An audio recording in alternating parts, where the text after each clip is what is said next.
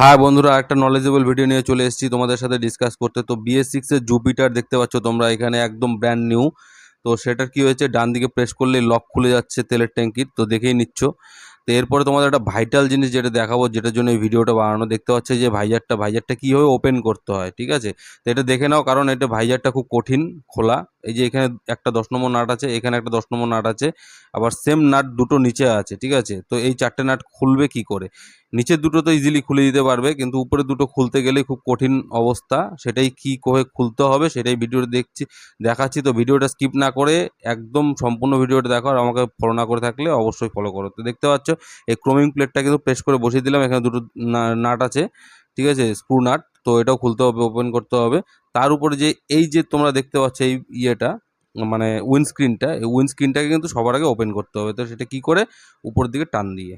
আর এই যে ভাইজারটা দেখতে পাচ্ছ, এখানে একটা লক আছে, এটা অবশ্যই